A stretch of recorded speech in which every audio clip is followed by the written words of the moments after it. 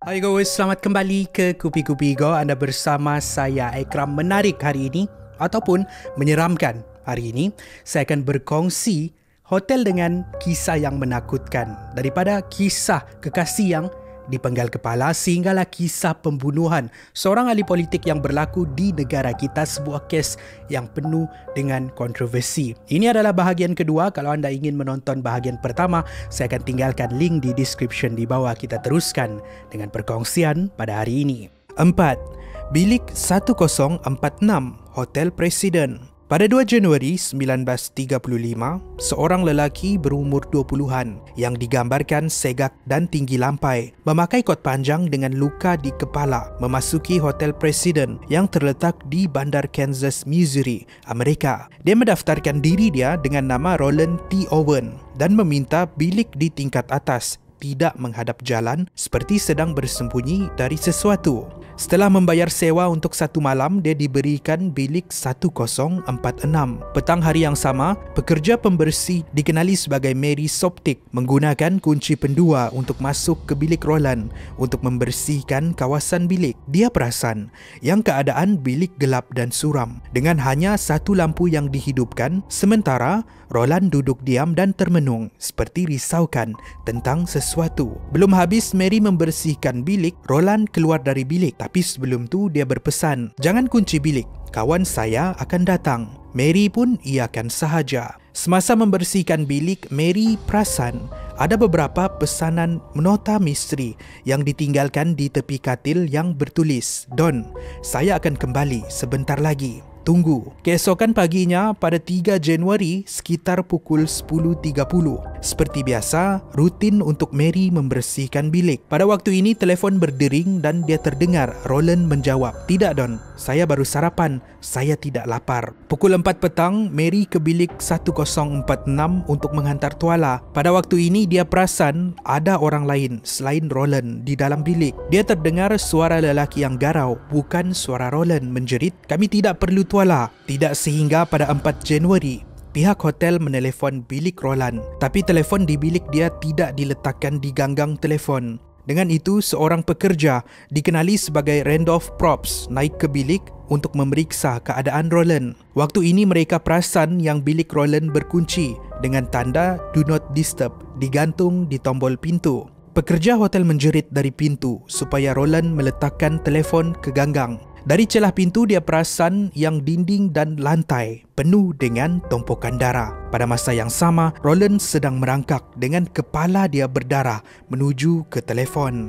Terkejut dengan apa yang dia lihat, Randolph segera turun dan meminta bantuan pekerja memecah masuk. Pada waktu ini mereka melihat Roland di bilik mandi sedang duduk dan tidak bermaya. Mereka menelefon pihak polis untuk membawa Roland ke hospital. Siasatan mendapati yang Roland dijerut di leher, tangan dan lutut. Dia ditikam beberapa kali di bahagian dada dan tengkorak kepalanya retak akibat dipukul. Bila ditanya siapa yang mencederakan dia, Roland tidak menjawab. Bila ditanya adakah dia cuba untuk membunuh diri, Roland menjawab tidak. Ketika berada di hospital, Roland meninggal dunia pada malam 5 Januari. Siasatan susulan mendapati yang nama sebenar lelaki ini ialah Artemus Ogletree.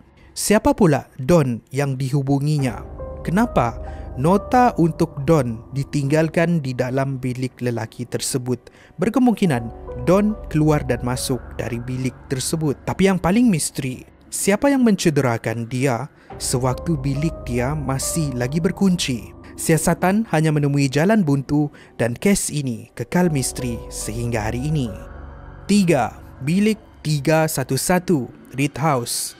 Kisah menyeramkan di bilik ini berlaku pada tahun 1927 dahulu, melibatkan kisah seorang wanita yang bernama Annalisa Natalie. Malam dia tinggal di sana, kepala Annalisa dipenggal oleh kekasihnya hanya disebabkan cemburu. Ada juga versi lain menceritakan Annalisa dicurangi kekasihnya dan membunuh diri di bilik mandi. Sejak dari hari itu, mereka yang tinggal di hotel, terutamanya yang menginap di bilik 311, melaporkan ternampak kelibat wanita tidak berkepala, lampu hidup dan mati sendiri, terdengar air menitik di tandas, bunyi tapak kaki dan bunyi tangisan. Selain itu, sesiapa yang tinggal di sana mesti akan merasa seperti diperhatikan pada waktu malam. Ada juga yang terbangun sebab mereka dikejutkan dengan hentakan yang sangat kuat. Menurut kisah para pengunjung, semangat analisa tidak suka dengan lelaki, terutamanya lelaki yang merokok. Mereka inilah yang sering diganggu dengan teruk oleh semangat analisa. Hari ini, bilik 311 ataupun dikenali sebagai bilik analisa terbuka untuk tempahan untuk mereka yang mahu merasai kehadiran analisa pada waktu malam. 2. Bilik B340, kapal layar Queen Mary. Ini bukannya sebuah bilik di dalam sebuah hotel, tetapi bilik di dalam sebuah kapal krus dikenali sebagai The Queen Mary. Bukan sahaja bilik ini dikatakan berhantu, tetapi seluruh kapal krus dikatakan penuh dengan semangat-semangat yang pernah meninggal di sana. Apa tidaknya ia penuh dengan kisah-kisah menyeramkan, seperti kisah kanak-kanak yang lemas di kolam renang, pekerja yang direbus hidup-hidup di bilik enjin, banduan yang meninggal dengan misteri, penumpang yang dihempap oleh pintu bernombor 13. Tapi yang paling menyeramkan ialah sebuah kisah yang berlaku pada Perang Dunia Kedua dahulu. The Queen Mary digunakan untuk menghantar tentera, tapi berlaku satu pertembungan di antara kapal krus tersebut dengan sebuah kapal lain dikenali sebagai HMS Kurakos. The Queen Mary terbelah dua, sementara 300 orang yang berada di atas kapal pada waktu itu lemas. Hari ini, The Queen Mary tidak lagi berlayar tetapi dijadikan sebuah hotel yang boleh dikunjungi. Antara kawasan yang penuh dengan kisah paranormal ialah bilik B340. Kisah seram bilik ini bermula pada tahun 1948 bila seorang penumpang yang dikenali sebagai Walter J. Adamson meninggal dengan misteri di situ. Untuk tahun-tahun seterusnya, banyak pengalaman seram yang berlaku kepada mereka yang tinggal di bilik tersebut. Contohnya, kisah seorang wanita menceritakan ketika dia sedang tidur, selimut dia ditarik dan dia melihat kelibat seorang lelaki tua berdiri di atas katil. Dia terkejut, menjerit dan berlari keluar. Begitu juga dengan pengalaman pekerja-pekerja di sana. Menceritakan mereka mendengar bunyi pelik pada waktu malam, lampu terbuka sendiri, pili air terbuka dengan sendiri dan penampakan-penampakan lelaki tua tersebut. Sehingga hari ini, ia menjadi sebuah bilik yang popular dan sering menjadi tumpuan kumpulan paranormal. 1. Bilik 208, sebuah hotel di Sabah. Di mana hotel ini akan saya rahsiakan lokasinya. Kisah ini berlaku sekitar tahun 2004. Ia melibatkan drama di dalam arena politik Sabah akibat cemburu dan dendam yang akhirnya bertukar menjadi satu kes pembunuhan. Kisahnya bermula bila seorang ahli sebuah parti sedang bertanding untuk merebut sebuah jawatan tertinggi di dalam parti.